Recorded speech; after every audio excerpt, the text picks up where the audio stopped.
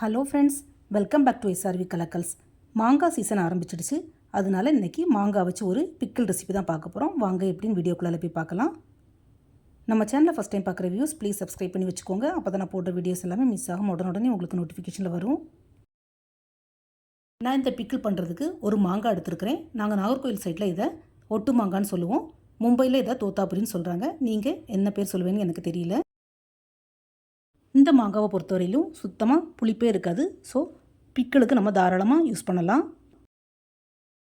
பொதுவாக நம்ம பிக்கிளுக்கு பச்சை மிளகா சேர்க்க மாட்டோம், மிளகாத்தூள் போட்டு தான் சேர்ப்போம். பட் இன்றைக்கி கொஞ்சம் டிஃப்ரெண்ட்டாக இந்த மாங்காய் ஊறுகாய் பச்சை மிளகா போட்டும் பண்ண போகிறோம்.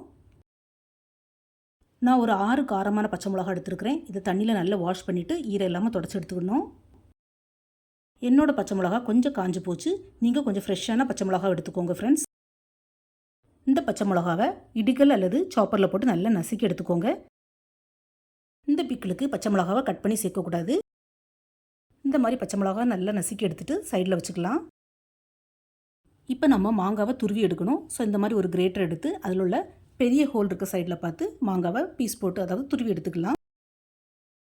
இந்த பிக்கிளுக்கு மாங்காவோட தோல் எதையும் நீக்க வேண்டாம், தோலோடையே துருவி எடுத்துக்கலாம். இப்போ இந்த துருவின மாங்காய் அவ்வளோத்தையும் ஒரு மிக்சிங் பவுலில் சேர்த்துக்கலாம். இதில் கொஞ்சமாக மஞ்சள் தூளும் கொஞ்சம் உப்பும் சேர்த்து நல்லா மிக்ஸ் பண்ணி விடணும். மாங்காவை இந்த மாதிரி நல்லா மிக்ஸ் பண்ணி விட்டதுக்கப்புறமா ஒரு லிட்டு போட்டு 1/2 hour மூடி வச்சுருக்கணும். இப்போ கேஸ் ஸ்டவ்வில் ஒரு கடாய் வச்சுக்கலாம். கடாய் சூடானதும் 1 ஸ்பூன் சீரகம், 1 ஸ்பூன் கடுகு, 1/2 ஸ்பூன் வெந்தயம், 1/2 ஸ்பூன் சோம்பு அதாவது பெருஞ்சீரகம் சேர்த்து நல்லா ட்ரை ரோஸ்ட் பண்ணி எடுத்துக்கலாம். இது வறுபடும் போதே நல்ல ஒரு ஸ்மெல் வரும். லைட்டாக கோல்டன் கலர் வந்ததும் நம்ம கேஸ் ஆஃப் பண்ணிடலாம்.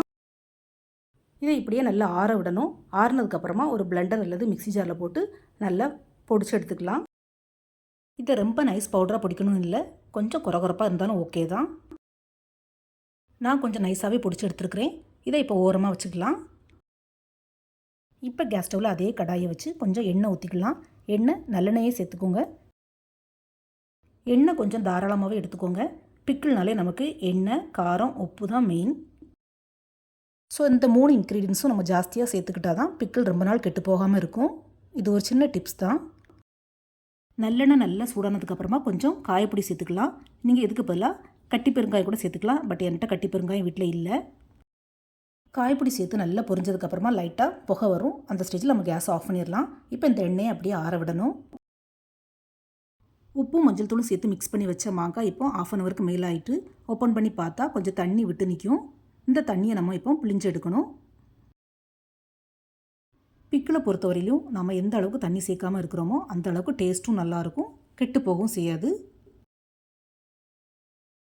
ஸோ இந்த மாங்காயோட தண்ணி அவ்வளோத்தையும் நல்லா இறுக்கி பிழிஞ்சு எடுத்துக்கலாம். கை வச்சு இந்த மாதிரி நல்லா பிழிஞ்சு எடுத்துக்கோங்க. பாருங்கள் எவ்வளோ தண்ணி விடுதுன்னு. பிழிஞ்ச மாங்காய் கொத்தை தனியாக ஒரு பவுலில் வச்சுக்கலாம். இதே மாதிரி எல்லா மாங்காவையும் நல்லா தண்ணி இல்லாமல் இறுக்கி பிழிஞ்சு எடுத்துக்கலாம்.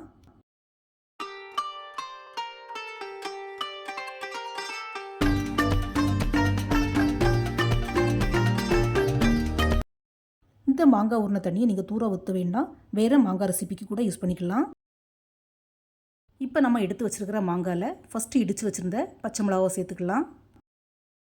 அப்புறமா ட்ரை ரோஸ்ட் பண்ண பவுடர்லாம் சேர்த்துக்கலாம். கூடவே 1 ஸ்பூன் போல் மிளகாத்தூள், கொஞ்சமாக மஞ்சள் தூள், ஒரு 1/2 ஸ்பூன் போல் ஓமம் ஃப்ளேவருக்கு ஜஸ்ட்டு. அப்புறம் பிக்கிளுக்கு தேவையான உப்பு கொஞ்சம் பார்த்து ஆட் பண்ணிக்கோங்க ஃப்ரெண்ட்ஸ். நம்ம ஆல்ரெடி ஊற வைக்கிறதுக்கு உப்பு சேர்த்துருந்தோம். கடைசியாக ஒரு 2 to 3 ஸ்பூன் வினிகர் சேர்த்து நல்லா மிக்ஸ் பண்ணி விட்டுக்கலாம். ஃப்ரெண்ட்ஸ், ஓமமும் வினிகரும் ஆப்ஷனல் தான். உங்களுக்கு தேவையாக இருந்தால் மட்டும் நீங்கள் சேர்த்துக்கோங்க, அப்படி இல்லைன்னா ஸ்கிப் பண்ணிக்கலாம். ஆனால் ஓமம் வந்து டைஜஷனுக்கு ரொம்பவே நல்லது, ஃப்ளேவரும் நல்லாயிருக்கும். எல்லா இன்க்ரீடியன்ஸும் சேர்த்ததுக்கப்புறமா மாங்காவை நல்லா மிக்ஸ் பண்ணி விடணும். இப்போ இதில் நம்ம கடைசியாக சூடாக்கி ஆற வச்சுருந்த நல்லெண்ணெய் சேர்த்துக்கலாம். ஃப்ரெண்ட்ஸ், எண்ணெயை மட்டும் நல்லா சூடாக்கி நல்லா ஆறுனதுக்கப்புறமா தான் சேர்க்கணும். எண்ணெய் சூடாக இருக்கும்போதே சேர்த்துடக்கூடாது. இப்போ எண்ணெய் சேர்த்ததுக்கப்புறமா நல்லா மிக்ஸ் பண்ணி விடணும்.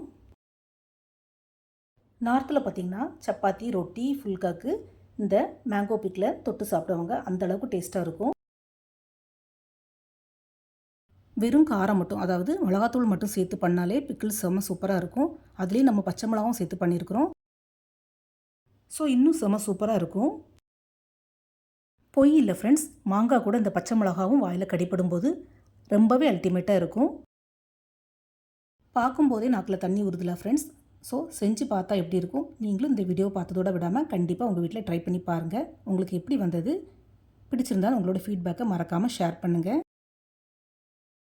மிக்ஸ் பண்ண மேங்கோ பிக்கில் இந்த மாதிரி ஒரு கண்ணாடி ஜார் அல்லது செராமிக் ஜாரில் ஸ்டோர் பண்ணி வச்சா ரொம்ப நாளாக கெட்டு போகாமல் இருக்கும். அதே மாதிரி பிக்கில் பொறுத்தவரையிலும் சில்வர் ஸ்பூனை போட்டு உள்ளே வைக்கக்கூடாது. யூஸ் பண்ணும்போது உட்டன் ஸ்பூன் அல்லது பிளாஸ்டிக் ஸ்பூனை யூஸ் பண்ணி பாருங்கள். பிக்கிள் எவ்வளவு நாளானாலும் கெட்டு போகவே செய்யாது. ஃப்ரெண்ட்ஸ், இதே மாதிரி நான் வேறையும் நிறைய மகாராஷ்டிரா, குஜராத்தி, அப்புறம் பெங்காலி ஸ்வீட்ஸ் அண்ட் ரெசிபிஸ் செஞ்சு அப்லோட் பண்ணியிருக்கிறேன்.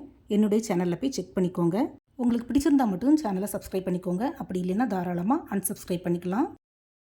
அதே மாதிரி நேற்று எங்களோட மலேசியா ட்ரிப் பார்ட் 2 அப்லோட் பண்ணியாச்சு. செக் பண்ணாத வியூஸ் செக் பண்ணிக்கோங்க. நான் மேக்ஸிமம் எவ்வளோ கவர் பண்ண முடியுமோ அந்த அளவுக்கு கவர் பண்ணி இன்ஃபர்மேஷன்ஸும் கொடுத்துருக்குறேன். இந்த வீடியோ பிடிச்சிருந்தா மறக்காமல் SRV கலக்கல்ஸை லைக், ஷேர் அண்ட் சப்ஸ்கிரைப் பண்ணுங்கள். தேங்க்ஸ் ஃபார் வாட்சிங். See you soon in the next video. Bye.